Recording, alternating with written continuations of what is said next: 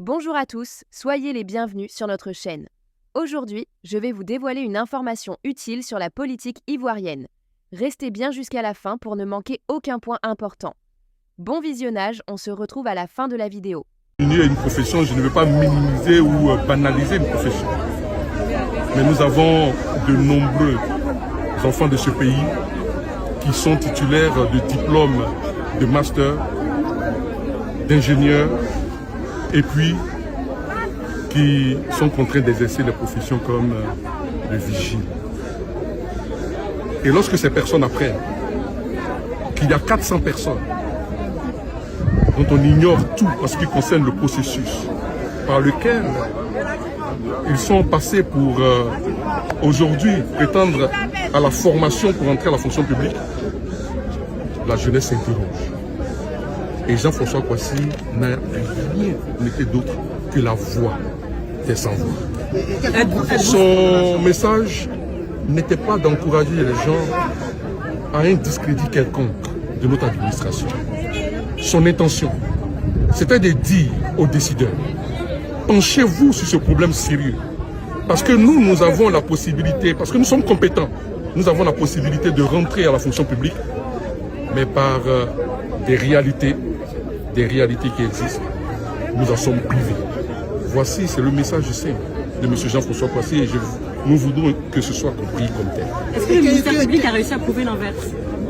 Vous l'avez constaté. Notre message a été très clair. Pour nous, il ne faudrait pas utiliser l'expression valise d'ordre public pour réduire le citoyen qui a un droit fondamental à la liberté d'expression. Et la démonstration que j'ai pu faire avec mon confrère sur l'interprétation que la Cour africaine des droits de l'homme et des peuples donne sur l'étendue de la liberté d'expression est là. Il s'agit de quoi? Il faut que nos décideurs comprennent qu'ils ne sont pas exempts de critiques. Toutes les critiques du citoyen ne doivent pas seulement encenser l'homme politique, le décideur. Nous avons le droit d'attirer l'attention des décideurs pour leur dire que ici, ça ne va pas. La corruption gangrène la société. Nous avons aussi le droit de le dire. Et en le faisant, c'est pour attirer simplement l'attention, pour que nous puissions monter réduire le taux d'indice de corruption dans notre pays. Nous, ça nous fait plaisir lorsque les organisations nous donnent des notes favorables. Cela ne nous déplaît pas. C'est le sens de l'intervention de M. Jean-François Kouassi et rien d'autre. Je retiens d'abord que de cette condamnation, écoutez, je ne vais pas critiquer la décision du tribunal. Nous n'avons pas critiqué la décision du tribunal. Cependant, nous nous réservons le droit de faire appel. Parce que, comme je l'ai dit dans l'enceinte, il y a des choses avec lesquelles nous ne sommes pas d'accord. Et quand on n'est pas d'accord, on l'exprime.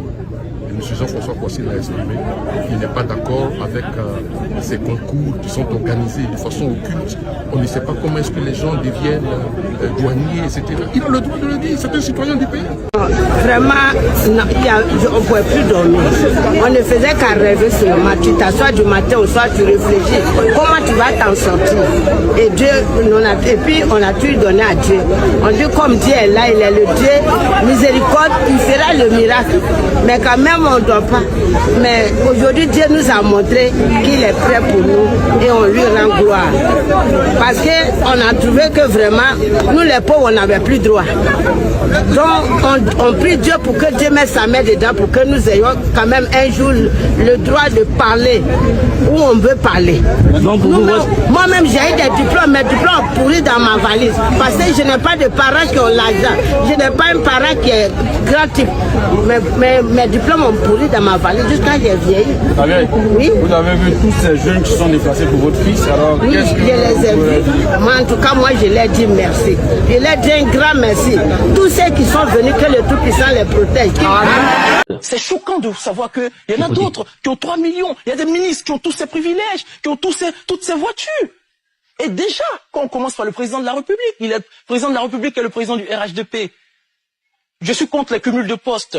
Je l'invite à démissionner d'un poste. Soit il est le président de la République ou le président du RHDP. Parce que ça crée une certaine confusion à telle enseigne que pendant les campagnes électorales, vous avez tous entendu notre ministre, haut cadre, haut technocrate, qui s'est permis de dire à des populations dans la MEP, je vais le paraphraser, que si vous ne votez pas pour le président de la République, quand il sera élu, vous n'aurez rien. Mais je suis surpris. Moi qui ai fréquenté à l'université de Cocody, je sais que un président de la République, c'est pas tout le monde qui le vote. Et je sais que quand il est élu pour toute la nation. Mais notre ministre, haut technocrate qui enseigne à Harvard, lui, il ne le sait pas. Il ne sait pas que le président de la République, il est élu pour tous les Ivoiriens. À tel enseigne qu'on dit que quand il sera élu, vous n'aurez rien. Mais vous voyez, mais c'est parce que le président de la République, quelque part, il est président du RHDP et président de la République. Il crée la confusion même dans l'esprit de ses partis. Disons bravo à Jean-François Kouassi. Félicitons Jean-François Kouassi parce que il est resté digne. Comme on dit souvent, nous sommes venus en homme et s'il faut partir, on doit retourner en homme. Jean-François Kouassi est resté digne face au juge. Voici sa déclaration que je vais vous lire.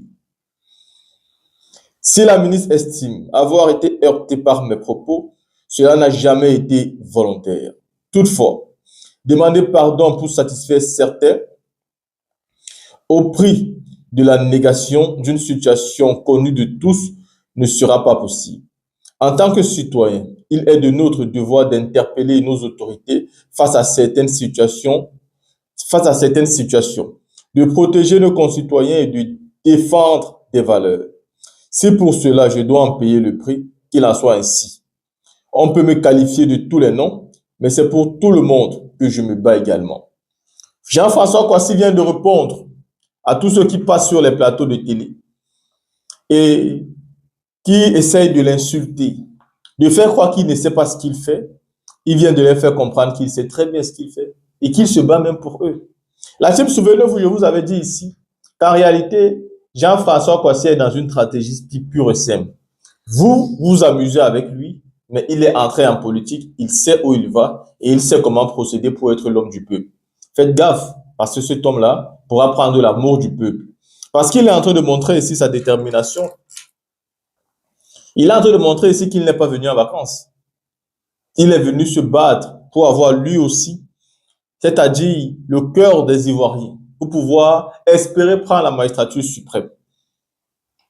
Jean-François Kouassi vient de dire qu'il ne peut pas demander pardon pour satisfaire quelques-uns. Et si pour cela on doit l'appeler idiot, ou bien lui donner tous les noms possibles, il n'y a pas de souci, il les prend volontiers. Jean-François Kouassi sait où il va. Et il n'est pas prêt d'abdiquer par rapport à ça. Dans la team, n'oubliez jamais que Jean-François Kouassi n'est pas venu en balade. Son intention est claire, devenir président. Et il sait que pour devenir président en Côte d'Ivoire, il faut devoir le mériter. Mais comment vous pouvez mériter de devenir président si vous avez peur d'aller en prison? Jean-François Kouassi fait quelque chose de différent de certains opposants qui, à chaque fois où la prison est devant leur nez, ils préfèrent fuir. Lui, il reste, il affronte. Et il dit même s'il faut avoir la liberté en demandant pardon, il ne demande pas pardon parce qu'il estime que ce qu'il a dit, c'était la vérité. Et c'est un combat qu'il mène pour tout le monde, même pour ceux qui l'insultent. Souvenez-vous qu'il a déjà recadré Patrick Achi, en disant à Patrick Achi que vous êtes au cadre du RHDP et de ce pays. Vous faites partie de ceux qui ont gouverné ce pays, pas seulement sous Ouattara, parce que même sous Babou, vous étiez là. Et vous êtes le même aujourd'hui qui partait en campagne électorale et dit que si vous ne votez pas Ouattara, s'il gagne les élections, il ne va rien faire pour vous. Est-ce que c'est normal? Le monsieur a des sorties qui sont claires, qui sont historiques pour la population de Côte d'Ivoire. Et c'est un jeune qui va inspirer plus d'un. Il est très courageux. Il démontre que parmi ceux qui sont partis aux élections dernièrement, il y avait des gens courageux. Et que après les élections, eux continuent le combat. Ils continuent à lutter aux côtés du peuple. Et souvent, même sans le peuple, ils continuent de lutter. Bravo à Jean-François Kouassi. Voilà, nous arrivons à la fin de cette vidéo. Laissez vos avis dans les commentaires. Pour rester informé et ne manquer aucune nouvelle, restez focus ici. Merci pour votre fidélité. N'oubliez pas de vous abonner, d'activer la cloche et de partager la vidéo pour soutenir la chaîne. On se retrouve prochainement.